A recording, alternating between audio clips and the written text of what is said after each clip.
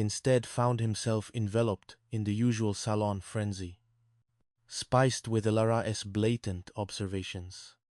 Traumatized. Alclis Alnoferbi. Percy's laking. Percy shrugged, sipping every now and then. You know, he gave a pointed look at Giselle, herself comfortable in a plush, newly upholstered waiting chair, leafing through a fashioned magazine like a queen, surveying her new kingdom. A lot. She's here a lot, Benias nomised. Elara, with a blissful sigh, joined the conversation.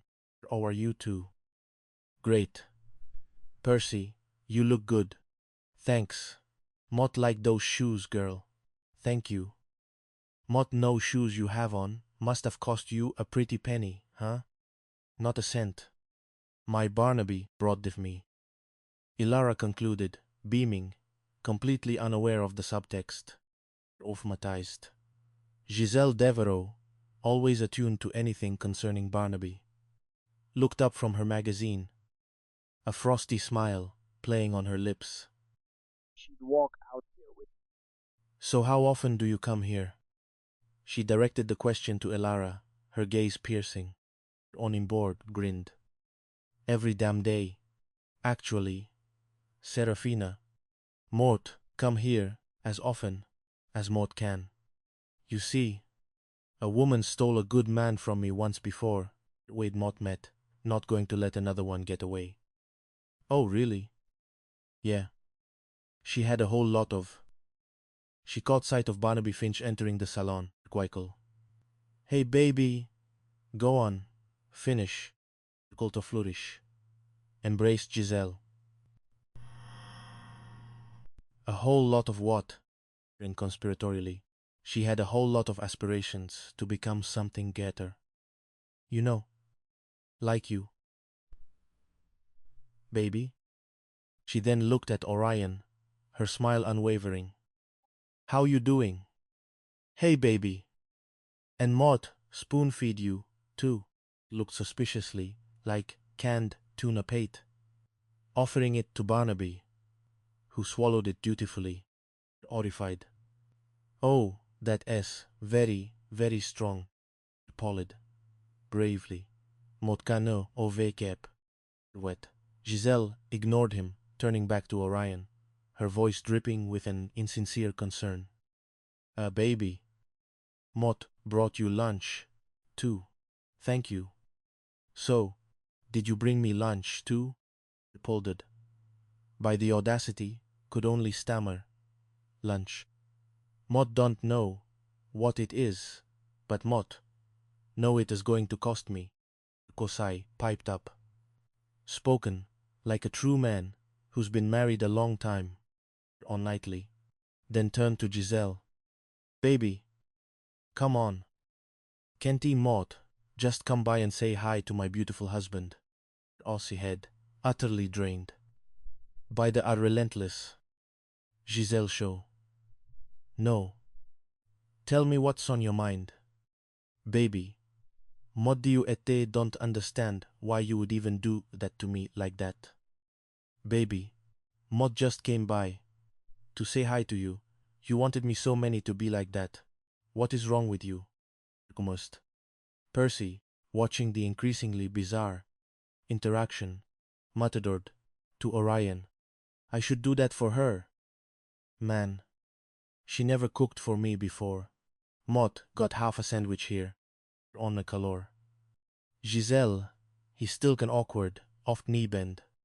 Ostensibly to pick something up from the floor, but clearly a dramatic gesture to draw attention. Wait for it. Wait for what? Baby, what are you doing on the floor? All met looking for my contact. Elara offered, completely unprompted, off instead. You don't wear contacts. Munich stood up. Her face a mask of manufactured frustration. You don't want contacts. Mod diu ete. Don't understand why my husband is not happy. She turned to Orion, a sly glint in her eyes, redirecting the domestic drama onto Serafina. Oten traumatized. Oh, okay, listen. Mott invited Clemmy to the house for dinner tonight, and Mott need for you help out. For you guys to help us out and invite a couple of friends. She then clarified, yeah, can you get guys like some of your single friends that, you know, can help us out a little bit? Honesty, like some meat on a woman's bone. Her eyes swept over Serafina, who was now frozen, horrified, by Giselle's blatant attempt to exploit her emotional vulnerabilities for social gain. Face hardened, he finally understood. This wasn't just about Giselle's wedding.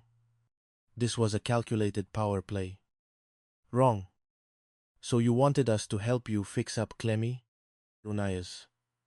Giselle genuinely delighted by Orion's reluctant cooperation. Yeah. With who? Exasperation. Mott met.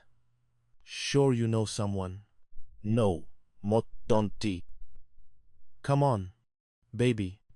Have you discussed this with Clemmy? One Eyes, No and Haven. On dear. Orion insisted, utterly exasperated. Well, was undeterred. A dangerous sparkle in her eyes. But baby, do we all know that she went back with that Jasper?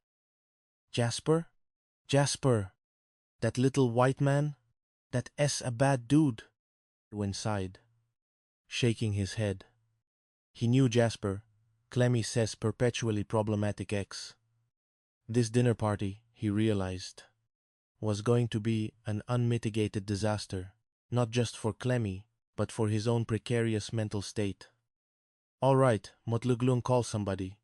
Okay, and you? He looked at Percy. Osley, with a sigh, agreed. Yeah, okay. Thanks, really. He picked up his phone. Okay. Motluglung tried to make a couple calls. Wait. A triumphant glint in her eyes. Mot love you, that was so great. When photopais. All right. Wait. Hold on. Percy watched Giselle, still glowing from her manipulative success, cooing at Barnaby, offing at Ice. Didn't you see what Barnaby got, the whole platter, and the spoon feeding, and the whole thing? What mean, really? Yeah. I mean, she is trying to get him in. He turned to Orion, then shook his head. We already got a man. We don't do all that. We have been married too long, and had kids and everything. Gwen Giselle, he then, patience finally snapping. Get your butt off the phone. Don't want you to say? Hi. Yeah, you. Busted. Ope, sixnintized. Geninint, naneshelt. The salon, meant to be a haven of beauty, was becoming a public arena for raw human drama. Every slight, every calculated maneuver was laid bare. And Giselle Devereaux, Orion realized with chilling clarity, was always the director. Gumia succinctly, reckoning, and Giselle. Glorious grudge. Os residences. Dawned with a deceptive calm. Serafina Bloom, offery followment. Still reeling from Cedric's pained reaction to the paternity revelation, and bracing for Orion's inevitable discovery, honestly, moved through her mornings with a fragile, almost translucent composure. Her phone, however, buzzed with frantic energy. Ocean Lemmy Spruce, her voice sharp with her own brand of indignation, was calling. Elara. Hi, honey, hi. Clemmy, having endured a truly horrendous weekend, was in no mood for pleasantries. All cheerful. As ever, answered, So, how old was your weekend? Where were you all weekend? Off traumatized. Clemmy scoffed. Doing what? Minding my business. Something you should do. She then added. Denaby, somebody had a rough weekend. Look, Mott don't want to talk about it. Her tone made it clear that her privacy was inviolable. Honestly. Phoebe Thorne, who had arrived with